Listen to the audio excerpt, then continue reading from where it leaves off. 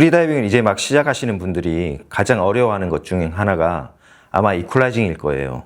물 밖에서는 연습하는데 막상 물속에 들어가면 잘 안 되고, 꾸준히 연습은 하는데 내가 정확하게 하고 있는 건지 모르겠고, 다른 사람들은 잘하는데 나만 안 되는 것 같고, 그러다 보면 이런 생각이 듭니다.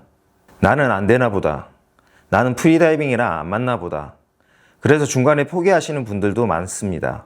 안녕하세요. 디프 프리다이빙 대표 강사 최규식입니다. 저도 처음에 프리다이빙을 배웠을 때는 발살바를 했습니다. 그리고 프렌젤 연습 방법을 배우고 나름 꾸준히 연습을 했는데 정말 잘 안 됐습니다. 저도 그때 생각을 했습니다. 아, 나는 프리다이빙이나 안 맞나 보다. 그렇게 포기할 때쯤 6개월이 지난 시점에 프렌젤이 되었습니다. 저도 프리다이빙을 배우면서 가장 큰 위기가 프렌젤이었습니다. 그래서 이퀄라이징 때문에 힘들어하고 고생하시는 여러분들의 답답한 마음을 누구보다 잘 알고 있습니다. 하지만 너무 안타깝게도 프렌젤이 한 번에 되는 마법 같은 비법은 없습니다. 제가 10년 가까이 교육하면서 이 방법 저 방법 다 써봤는데 저처럼 6개월 만에 되시는 분이 있고 1년 만에 되시는 분도 있습니다. 그만큼 프렌젤을 완벽하게 익히는데 시간이 오래 걸릴 수 있습니다. 그래서 이번 영상에서는 이퀄라이징 문제를 조금 더 쉽게 해결할 수 있는 방법을 알려드리려고 합니다. 이 방법은 바로 프렌젤이 아닌 발살바 연습 방법입니다. 혹시라도 오해하실 수 있어서 미리 말씀드리겠습니다. 프리다이빙으로 딥다이빙을 하기 위해서는 결국 프렌젤을 해야 합니다. 하지만 제가 발살바 연습 방법을 알려드리는 이유가 있습니다. 솔직히 초보자분들이 처음에 프리다이빙을 배우는 이유가 깊은 수심에 들어가기 위해서만은 아닙니다. 자명으로 더 멀리 가기 위해서만도 아닙니다. 처음에는 단지 물속에서 예쁜 물고기와 거북이를 보면서 편하게 즐기고 싶어서 시작하는 경우가 많습니다. 그래서 기준이 까다로운 몰차노브에서도 초급 과정에서는 꼭 프렌젤이 아니더라도 발살바로 교육할 수 있도록 하고 있습니다. 초보자들이 조금 더 쉽게 프리다이빙을 즐길 수 있도록 하기 위해서입니다. 자, 이제 본격적으로 발살바 연습 방법을 알려드리겠습니다. 먼저 한 손으로 코끝을 살짝 잡아줍니다. 그리고 천천히 최대한 길게 이퀄라이징을 합니다.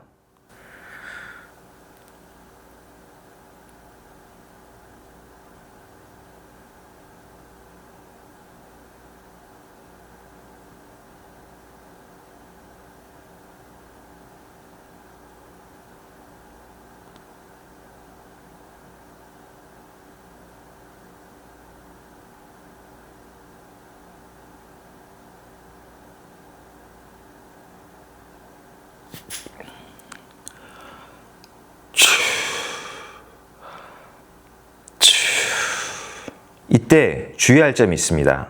힘은 한 번에 강하게 쓰시면 안 됩니다.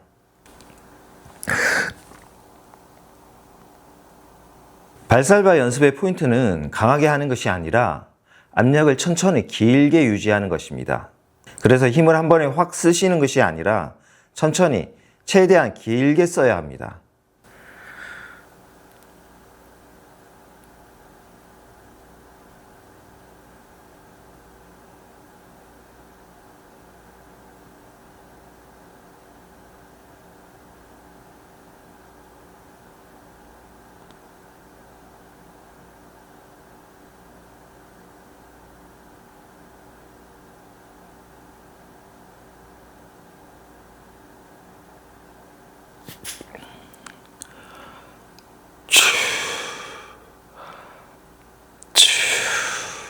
이렇게 했을 때 양쪽 귀에 압력이 충분히 전달되는 느낌이 들어야 합니다.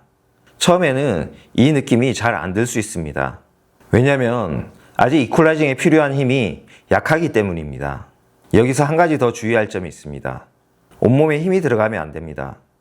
이것은 필요 없는 곳에 힘을 쓰는 것과 같습니다.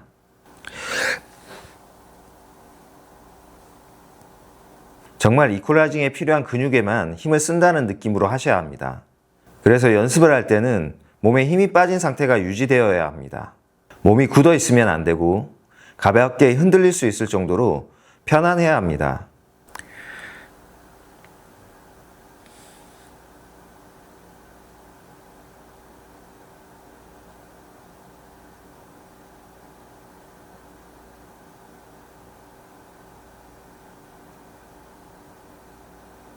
그리고 숨을 참은 상태에서 힘을 쓰기 때문에 하다 보면 살짝 어지러울 수 있습니다.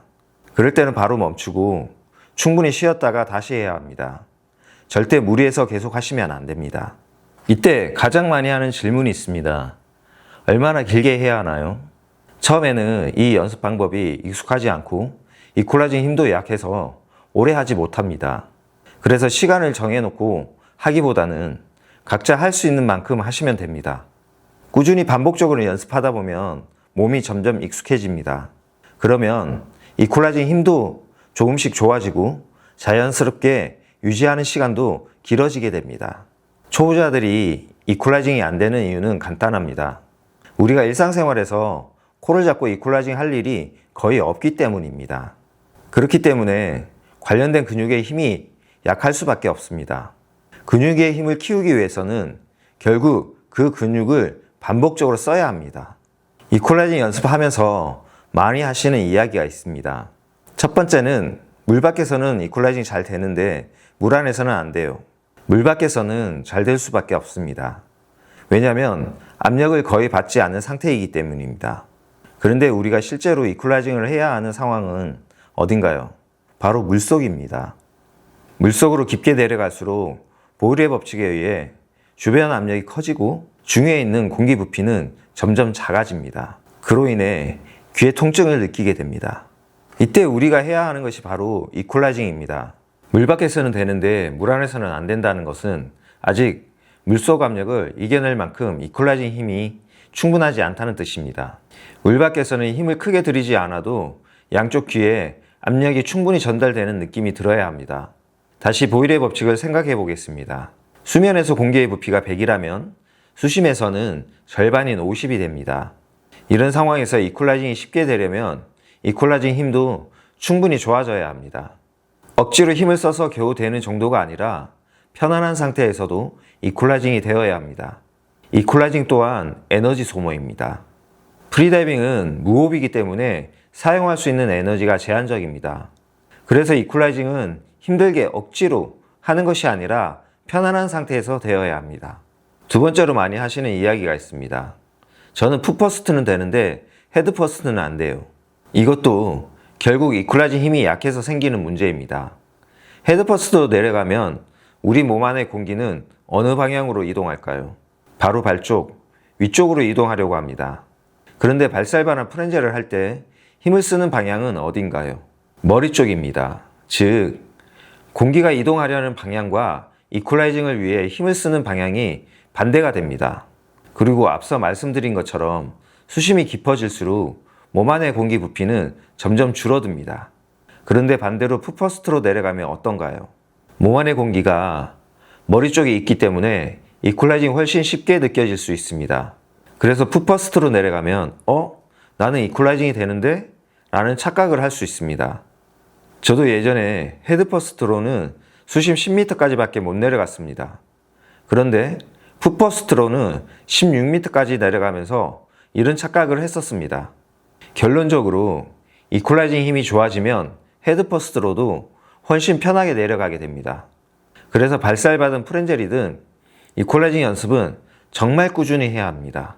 둘 다 반복 연습 없이는 한 번에 되는 것은 없습니다. 그래서 교재에서도 이퀄라이징 연습은 하루에 500번 하라고 나와 있습니다.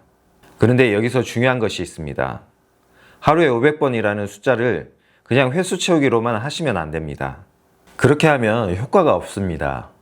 중요한 것은 횟수가 아니라 정확하게 힘을 쓰는 방법입니다. 저희 교육생들 중에도 연습을 했는데도 안 된다고 하는 경우가 있습니다. 이런 분들도 제가 보는 앞에서 정확하게 2시간 정도 연습시키면 수십 5m까지는 바로 내려가게 됩니다. 그만큼 그냥 많이 하는 것보다 정확하게 하는 것이 중요합니다.